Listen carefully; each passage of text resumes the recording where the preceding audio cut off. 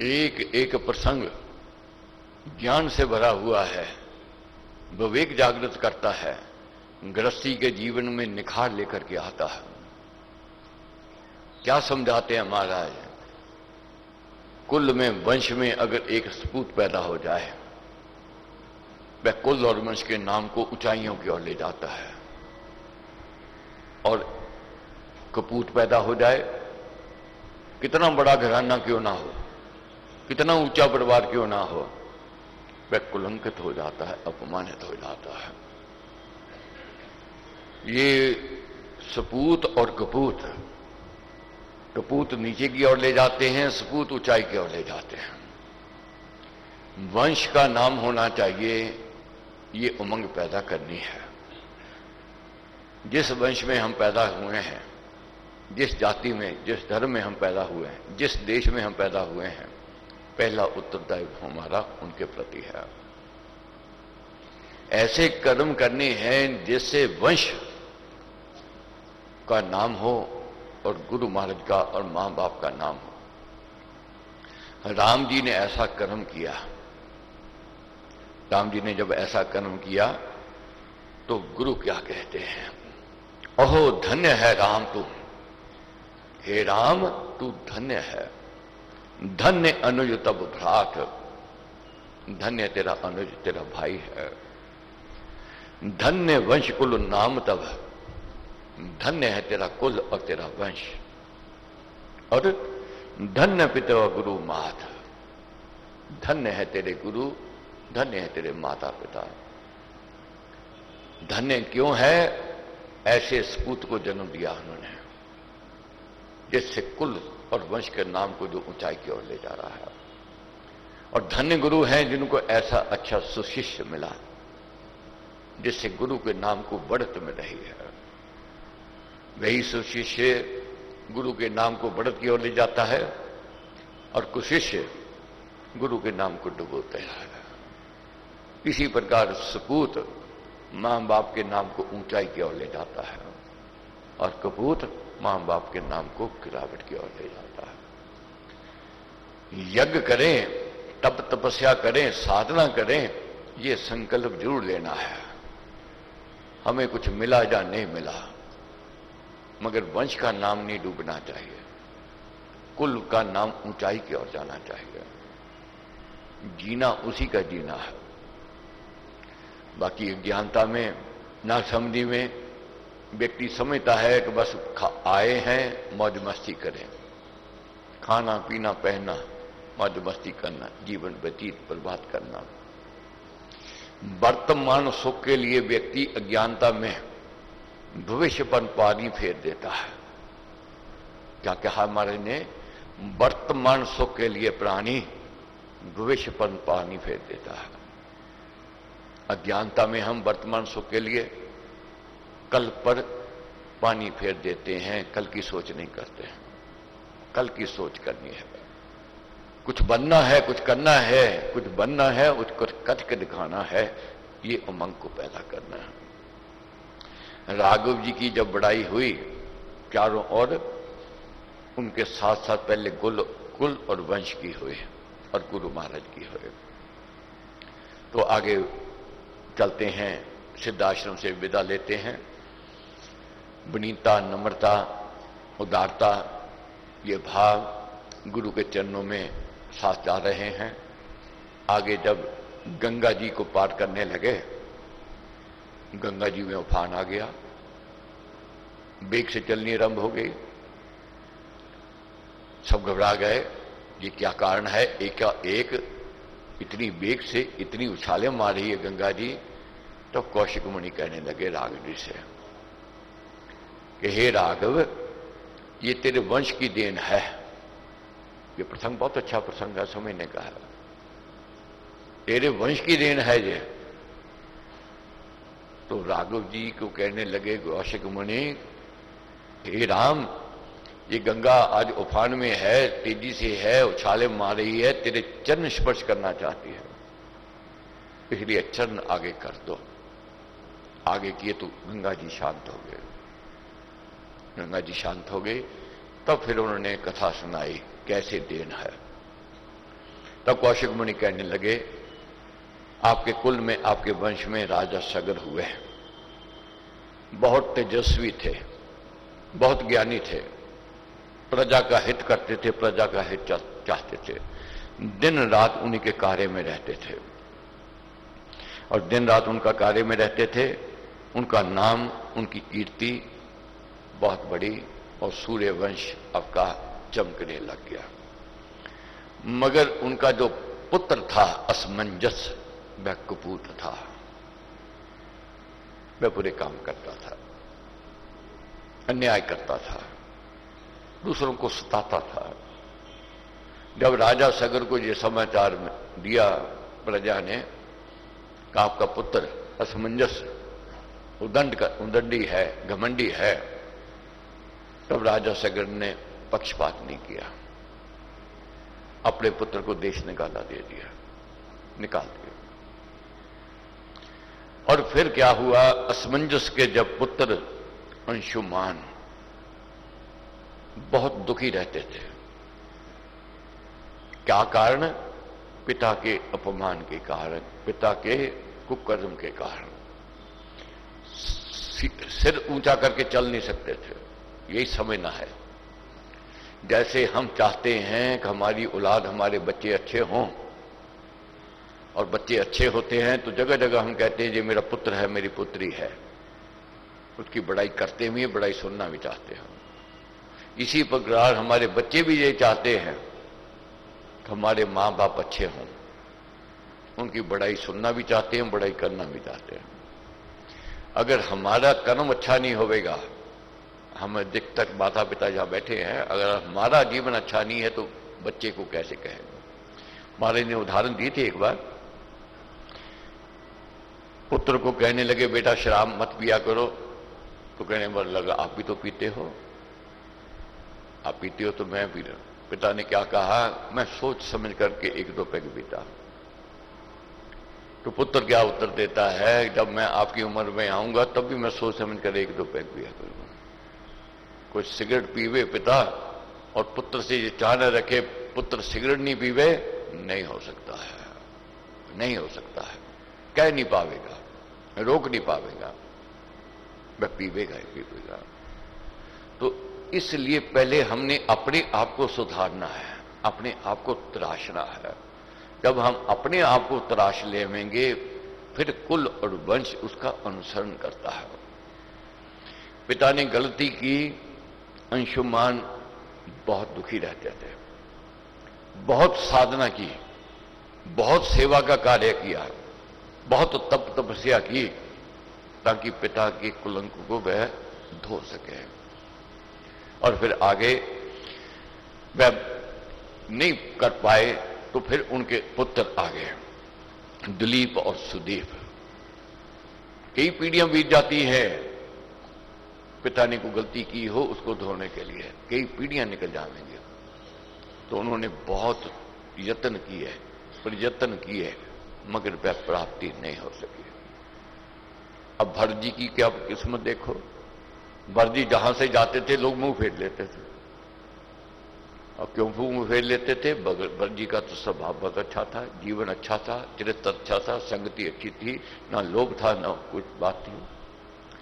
मगर मां के कारण, मां ने गलती की और उसकी सजा पुत्र को भुगतने पड़े, और जीवन भर वह भुगतते रहे, और जीवन भर भरजी रोते रहे इसी बात के लिए, मेरा क्या दोष है, मैंने क्यों किया, मैंने क्या किया। तो बच्चों को वह भुगतना पड़ेगा। इसी प्रकार सुदीप और दिलीप बहुत कीर्ति वाले निकले, उन्होंने बहुत समाज सेवा की, प्रायश्चित किया। फिर आगे उनके भगीरथ जी, एक बार सूखा पड़ गया, जल का अभाव हो गया, तो उन्होंने फिर बहुत तप तपस्या की। भगीरथ जी की तप तपस्या से प्रसन्न होकर के परमेश्वर ने मालिक ने गंगा जी दे दी है। गंगा जी का बहाव हुआ तो उसकी प्रसिद्धि जब तक सूर्य चांद है तब तक उनका नाम रहेगा। तो जब अपने वंश की कथा सुनी, राघव जी ने गदगद हो गए, प्रसन्नचित हो गए। एक कपूत के कारण कितने आगे पुश्तों ने, पीढ़ियों ने तप किया, साधना की, तपस्या की, उस कुलंक को धोने के लिए बहुत यत्न किए, अंत में विजयी हुए, सफल हुए। गंगा जी को भगीरथी भी कहते हैं। ये भगीरथ जी की तप तपस्या की देन। जब राघव जी ने अपने कुल और वंश की बात सुनी, गदगद हुए, आगे बढ़े, आगे प्रस्थान किया। गंगा पार जब गए तो वहां पर सुमति नाम का राजा विशाली नगरी में रहता। बहुत शोभा उसकी कीर्ति थी, उसके कर्म, उसका व्यवहार जीवन अच्छा था, खुशहाली थी। रात्रि वहां विश्राम किया तो उन्होंने परिचय पूछा कि ये दो नौजवान कौन हैं आपके साथ। तब कौशिक मुनि जी ने परिचय दिया, ये राम और लक्ष्मण है, राजा दशरथ के सपूत हैं। जो कर्म अच्छे करता है तो मां बाप का नाम साथ में जुड़ता है, बुरे कर्म करता है तब भी मां बाप का नाम साथ में जुड़ता है। तो यही कहा कि ये राजा राम और लक्ष्मण राजा दशरथ के सुपुत्र आए हैं, मैं इनको लेकर के आया था। इसलिए सिद्ध आश्रम में यज्ञ करना था और इन्होंने सेवा की, कार्य किया, यज्ञ में सफलता मिली। ताटिका का व्रत की बात सुनाई, सब बातें जब सुनी वह गदगद हो गए। तो वहां से फिर आगे प्रस्थान करते हैं, विदा होते हैं मिथिला की ओर। मिथिला के जब पास पहुंचते हैं तो क्या देखा, बहुत हरा भरा देश, प्रांत, मगर एक आश्रम उजड़ा हुआ, वीरान। तो राघव जी ने प्रश्न कर दिया कौशिक मुनि जी से कि महाराज, देश इतना खुशहाल, प्रांत इतना खुशहाल है, ये आश्रम क्यों वीरान है, कारण क्या है? तब कौशिक मुनि जी ने कहा कि ये गौतम जी का ये आश्रम है। पूछा क्या कारण है ये वीरानता का? बड़े मुनि हैं वह, तपस्वी हैं। तब उन्होंने कहा उनकी पत्नी अहल्या, उनको अहल्या पर संदेह हो गया, उनके चरित्र पर संदेह हो गया। तो उन्होंने श्राप दे दिया इसको कि हे अहल्या, पत्थर बन जाओ, आंखें तेरी खुली रहेंगी, तू देख नहीं पावेंगे, वाणी तेरे पास है मगर बोल नहीं पावेंगे, कान तेरे साथ है मगर वे सुन नहीं पावेंगे, हाथ पैर तेरे साथ है मगर वे चल फिर नहीं सकेंगे, पत्थर बनी है, पड़ी है। ऐसी कथा भी प्रचलित है कि अहल्या बहुत सुंदर थी और इंद्र उनसे प्रेम करते थे। तो एक दिन गौतम मुनि बाहर गए, कुटिया से बाहर, तो भेष धारण करके इंद्र आ गए। तो उधर दूसरी तरफ से जब बाहर निकल रहे थे इंद्र गौतम के रूप में, तो देख लिया गौतम ने, क्रोध में आ गए, आवेश में आ गए और श्राप दे दिया अपनी पत्नी अहल्या को। तब ये सब बात सुनी कि किस प्रकार पत्थर बनी है। तब राघव जी क्या कहते हैं, मैं मिलना चाहता हूं, मैं दर्शन करना चाहता हूं किसके? उस सती के। सती कहा उन्होंने उसको, सती के दर्शन करना चाहता हूं। तो गए, वहां पर चरण स्पर्श किया, अहल्या गए और वह सचेत हो गए। सचेत हो गई तो उधर समाचार मिल गया गौतम को कि ऐसे राघव जी आए हैं, ऐसे उन्होंने अहल्या का उद्धार किया है। और गौतम मुनि भागे भागे आए राघव जी के पास दर्शन करने के लिए। तब उन्होंने उपदेश दिया, ज्ञान दिया। ये हम गृहस्थियों के लिए उत्तम ज्ञान है। पतनशील प्राणी कहा जलवत नीचे जाए, बड़ा स्वाहो वीर भी अत गुण को पाए। कोई ऐसा संसार में प्राणी नहीं है जिससे कोई गलती ना हुई हो। तो इसका अर्थ ये नहीं है कि गलती करते जाएं, जहां से जागे वहीं से सवेरा है। जागना है, आप अपनी कमियों को, त्रुटियों को जानना है, पहचानना है और निकालना है। तो महाराज ने क्या समझाया है, पाप से घृणा करनी है, पापी से घृणा नहीं करनी है। पाप से घृणा करो, पापी से नहीं करो।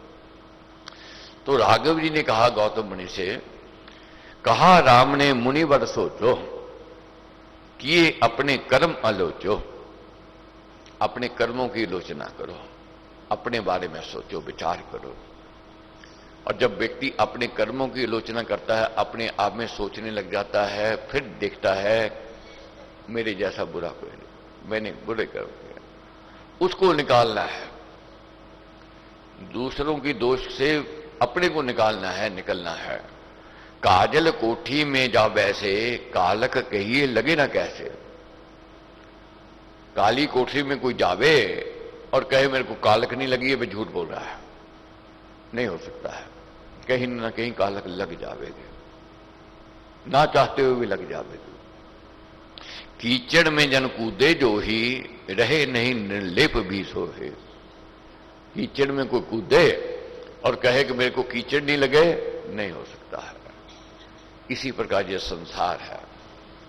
संसार में कोई आवे और कहे मेरे से कोई पाप ना होवे, मैं नहीं करूंगा, ना मैंने किया नहीं, ना मैंने कभी झूठ नहीं बोला, मैंने कोई अपराध नहीं किया, मैं झूठा है। कोई ना कोई गलती हो ही जाती है, अनचाहे हो ही जाती है। कुछ बुरा देखना नहीं चाहती, आंखें देख लेती है। बुरा सुनना नहीं चाहती, जो कान सुन लेते हैं। बुरा बोलना नहीं चाहते, जो वाणी बोल देती है। बुरे कर्म नहीं करना चाहते, ये हाथ कर्म कर जाते हैं बुरे, ये हो जाता है। इसके लिए प्रायश्चित है। प्रायश्चित कैसे हो सकता है? ये सेवा से हो सकता है।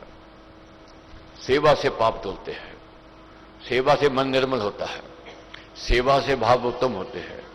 और जब सेवा स्वीकार हो जाती है, सब लोग ये प्रायश्चित धुल रहे हैं। पहले तो स्वीकार नहीं होगी, ये भी समझ लेना। लाख यत्न कर लो कि मैं सेवा कर लूं, नहीं हो सकते। बहुत बार मन में होता है कि मैं उसकी सेवा करूं, मैं उसकी सहायता करूं, सोचता रहता, दूसरा करके चले जाता। बहुत बार मन होता है ये गरीब है, इसको ये दे दे, हम सोचते रह जाते, दूसरा दे जाता है। मालिक करवाता है, मालिक दिलवाता है। किससे करवाना है, कब करवाना है, वह जानता है। तो क्या हुआ? तो राघव जी ने समझाया, जग में जन्मा जन जो जन प्राणी है अलिप्त, ये जाए ना जाने। जग में जो जन्मा है वो कहे मेरे से गलती नहीं हुई, ये नहीं हो सकता है। भूल हो जाती, गलती हो जाती है। मगर कुछ रिश्ते ऐसे हैं जो तजे नहीं जाते, छोड़े नहीं जाते हैं। अच्छे हैं जब बुरे हैं। कौन से रिश्ते कहे हैं? तजे नहीं, तजिए नहीं पत्नी सुत भाई, माता तात सन मित्र सखाई। पत्नी को, पुत्र को, भाई को, मित्र को, माता को और पिता को और गुरु को, ये छोड़े नहीं जाते हैं। ये एक ऐसा बंधन, न्यारा बंधन है। इस बंधन में जब आ जावे, इसको छोड़ना नहीं चाहिए। समझाना है, करना है, तेरा धर्म था, तेरा कर्तव्य है, तू इसको समझाता, दिशा दिखाता। तो इसलिए दिशा दिखानी है। तजिए क्रोध कर्म कटु खोटे, बैर कपट छल छोटे मोटे। अगर कुछ छोड़ना चाहते हो तो क्या छोड़ो? क्रोध को छोड़ो, बैर को छोड़ो, अपने बुरे कर्मों को छोड़ो, बुरे स्वभाव को छोड़ो, ये छोड़ना चाहिए। और जातिक हित स्वे देश भलाई, होना दुखिया दीन सहाई। तजे नहीं सधर्म कभी भी, मरण विपत्ति आवे जभी भी। कैसी भी परिस्थिति आ जावे, अपना धर्म ना छोड़े व्यक्ति, वह धर्म पर चले, अपने कर्तव्य का पालन करे।